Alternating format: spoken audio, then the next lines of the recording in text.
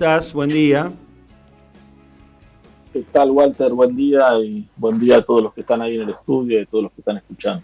Bueno, yo quiero contarle a la audiencia y siempre me gusta presentarte así como el amigo del Papa Francisco, porque vamos a hacer un poco No, de, vamos a ir un poquito para atrás y vamos a contarle a la gente que Bergoglio, antes de ser Papa por supuesto, prologó un libro tuyo con el cual te recibiste de licenciado o doctor en teología. Y aparte de eso hizo la presentación de tu libro. Y yo digo que vos sos el amigo del Papa, del Papa Francisco, porque bueno, fuiste un par de veces a Roma e inclusive te alojaste en inmediaciones de donde él vivía, comías con él, charlabas con él cotidianamente, así que bueno, creo que tenés ganado ese hermoso título de amigo del Papa Francisco, ¿no?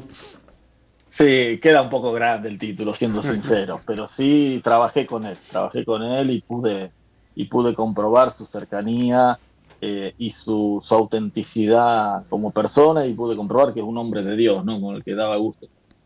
Bueno, te hemos convocado para que nos cuentes un poquito, vos que obviamente conocés desde adentro todas estas cosas que suceden ahí en la iglesia y todos estos trámites y todos estos procedimientos que se dan para la elección de un papa. Bueno, ¿cómo se hace esto, no? Cuál es el procedimiento para elegir un nuevo papa? ¿Quién puede ser y quién no puede ser elegido papa? Contanos un poquito esto, Quique.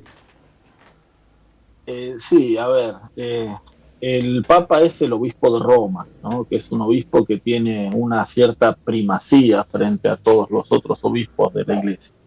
Y lo eligen los cardenales, que es una especie de senado que tiene el obispo de Roma, que son los cardenales, por lo general, obispos de distintos lugares del mundo.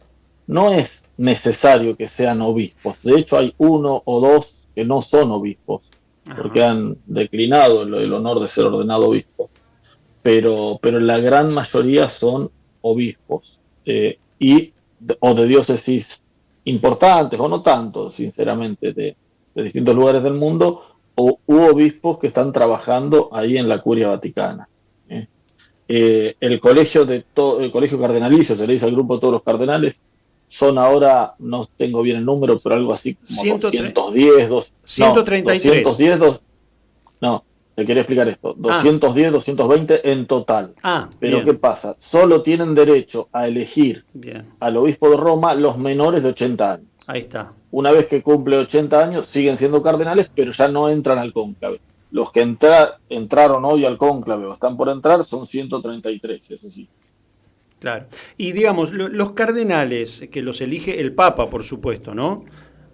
Sí. Bueno, los cardenales, hay un número estipulado de cardenales que deben integrar, digamos, este consejo, o puede haber la cantidad de cardenales que el Papa considere que debe haber, porque hubo épocas en que había menos cardenales que ahora hay, por supuesto, muchos más. ¿Cómo se configura esto? Uh-huh.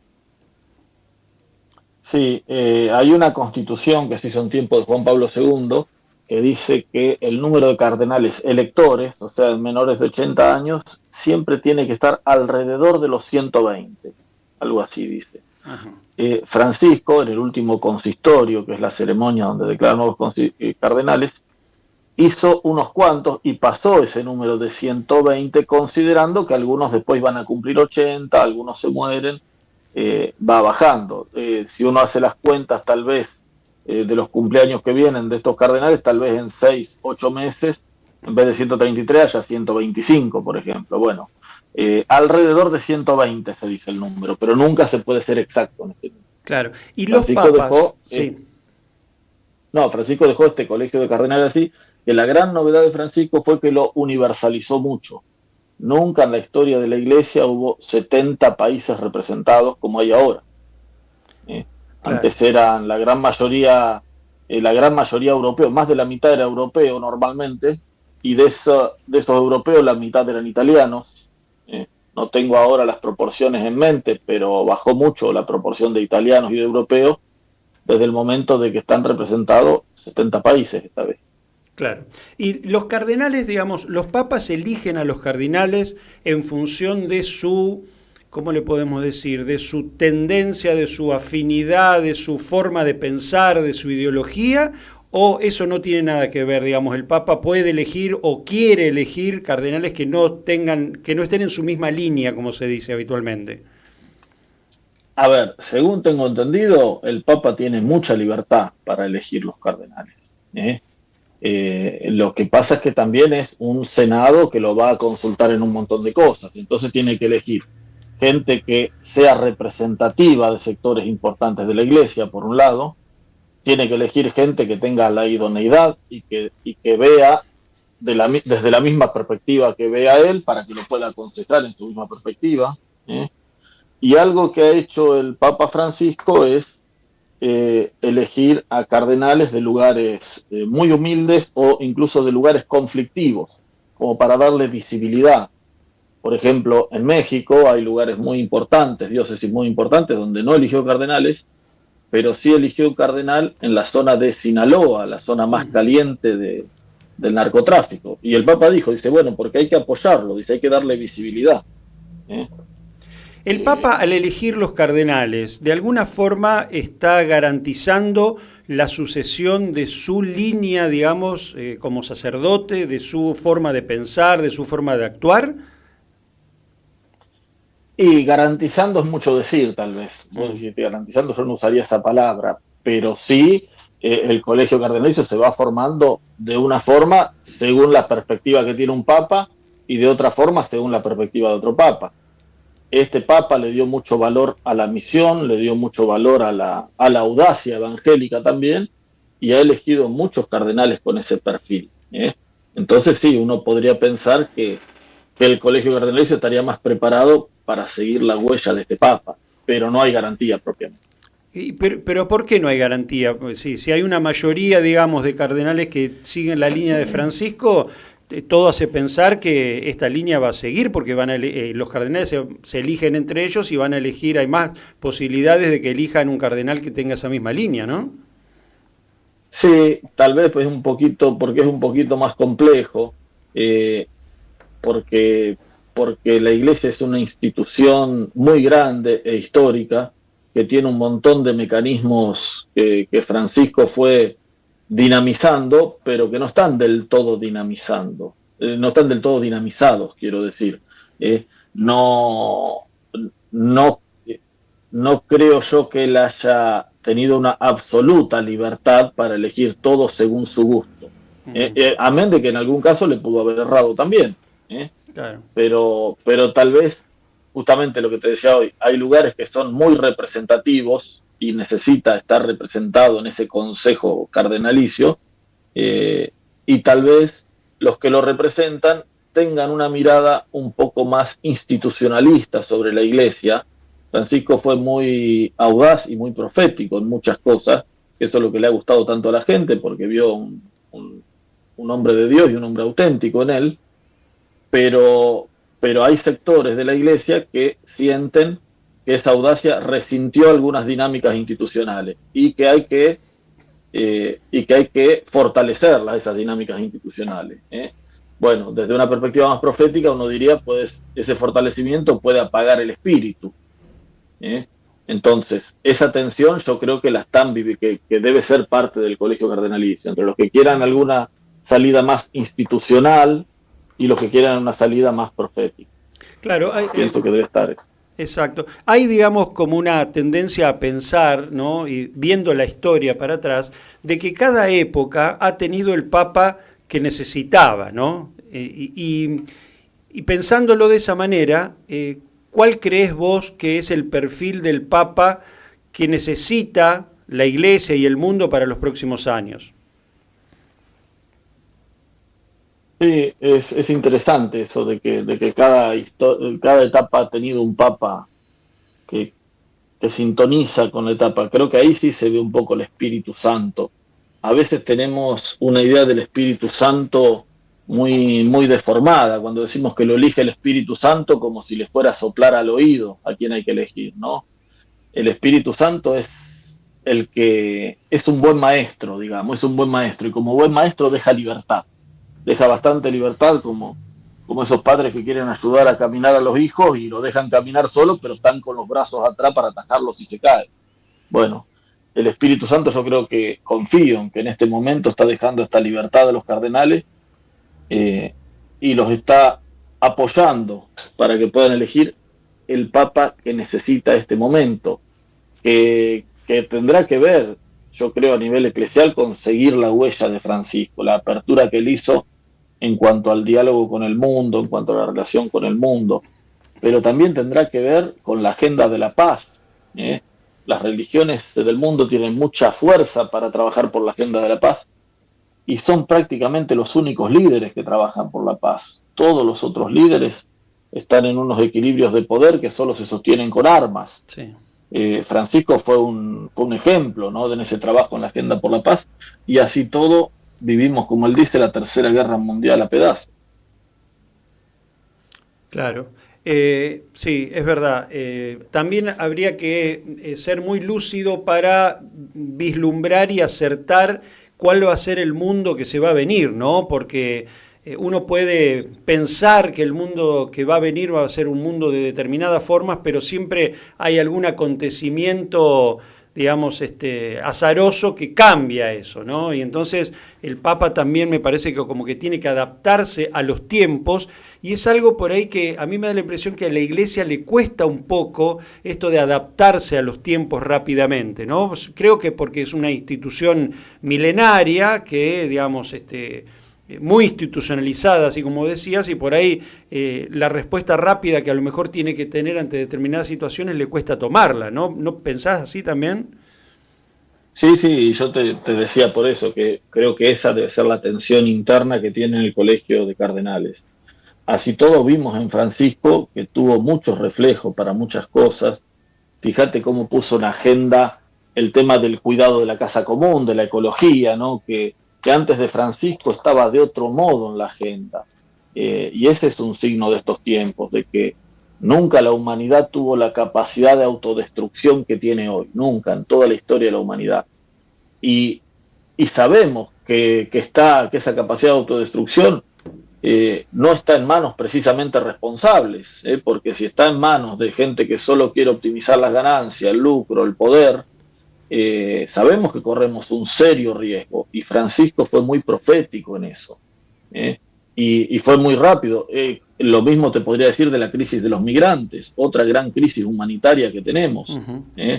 y Francisco fue muy rápido y profético en posicionarse frente a esa crisis.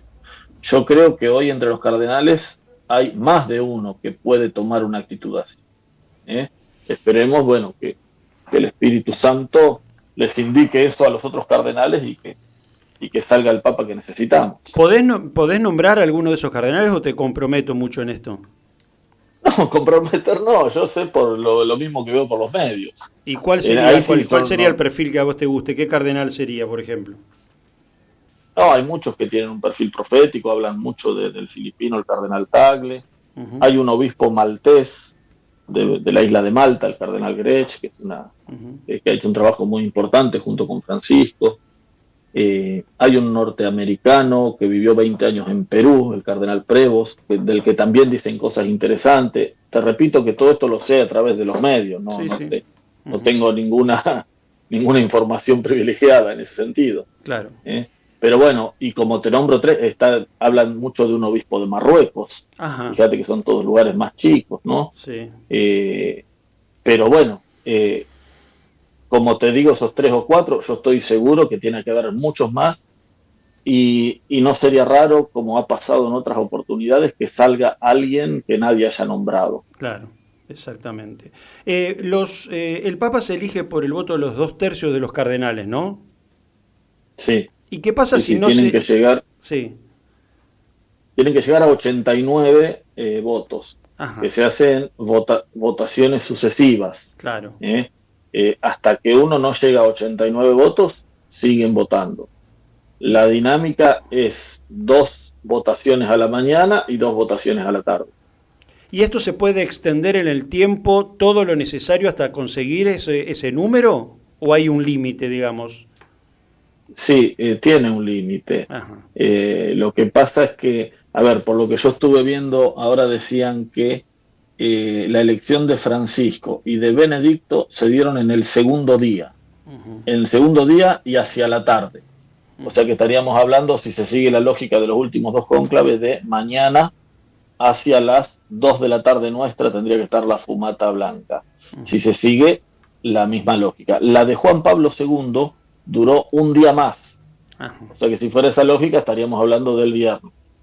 Claro. Dicen los analistas de estas cosas que los cardenales tratan de que no dure mucho para que no parezca que hay tensiones, de que hay una división, una fragmentación, que realmente no pueden ponerse de acuerdo en juntar los dos tercios.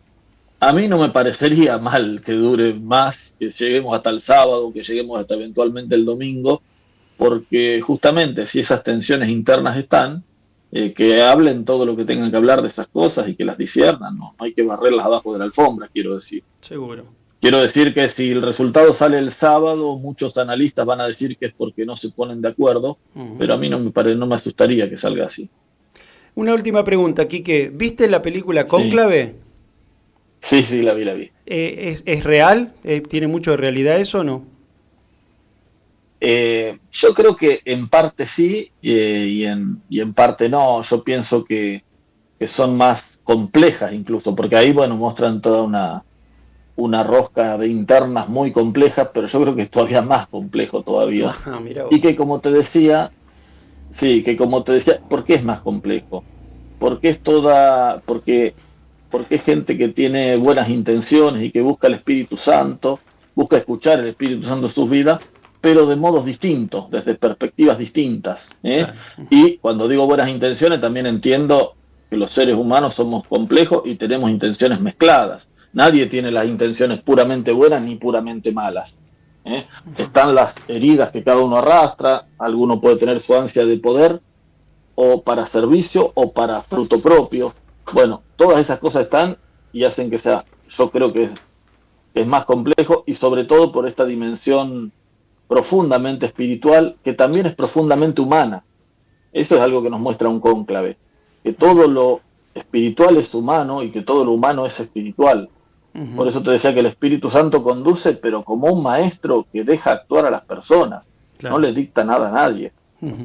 Vos sabés que el otro día escuché, te dije que te iba a hacer una última pregunta, pero es tan interesante lo que decís que quiero seguir hablando.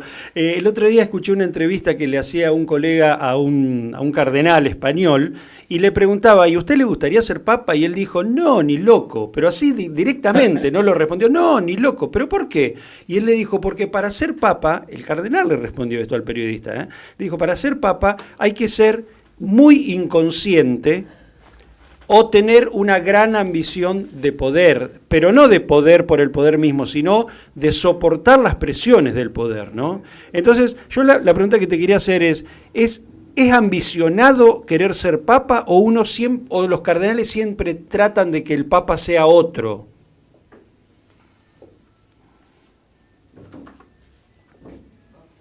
Bueno, creo que lo perdimos aquí, qué lástima. Bueno, estábamos hablando.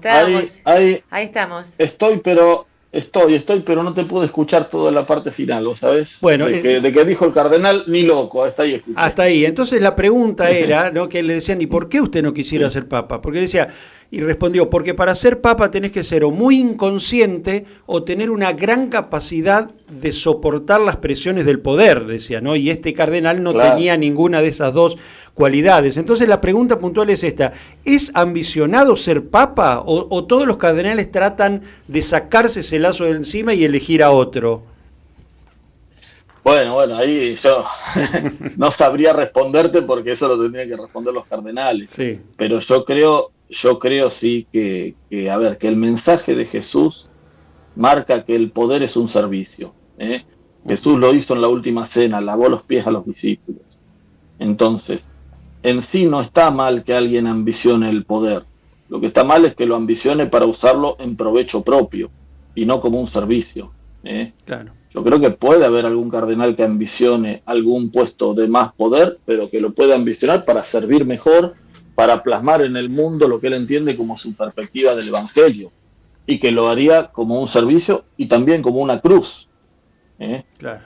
Yo pienso que eso puede existir, al menos en teoría puede existir. Después los seres humanos somos complejos y tenemos mezcladas las motivaciones internas. Exactamente. Bueno, muchísimas gracias, Quique, por este contacto. Siempre es un gusto dialogar con vos. Bueno, no, gracias a vos, Walter, gracias a todos y un saludo muy grande. Muy bien. Un saludo, un placer escucharlo. ¿Cuánto Sí. aprendimos? Sí, Che, sí, la primera fumata va a aparecer entre las 13, 14 horas de Argentina. Falta poco. Serán las 19 horas de Roma, viste que nosotros estamos un poquito atrasados. 5 horas. Sí, son 2 fumatas diarias, en este caso como la inicial, la votación inicial se hizo a la tarde, porque a la mañana estuvieron con todas las otras ceremonias. Hoy vamos a ver seguramente la primera fumata que también creo que va a ser negra. En la antigüedad era negra porque se le ponía paja o alquitrán a esa fumata para que tuviese el color negro. Pero desde 2005, por una cuestión ecológica y porque muchas veces era confuso, porque con el alquitrán por ahí no lograban ese color negro intenso, ya se usan componentes químicos que son ecológicos, cuidan el medio ambiente y además veramente nero. Así que bueno, veremos qué pasa hoy después del mediodía. Seguramente no va a haber una fumata blanca, pero como decía el padre, entre mañana pasado, es probable más que tardar el sábado, que no es síntoma de que haya una interna feroz. Que haya una interna feroz, sino de que se está profundizando y analizando realmente a conciencia quién va a ser quien dirija la cabeza de la iglesia. Muy bien.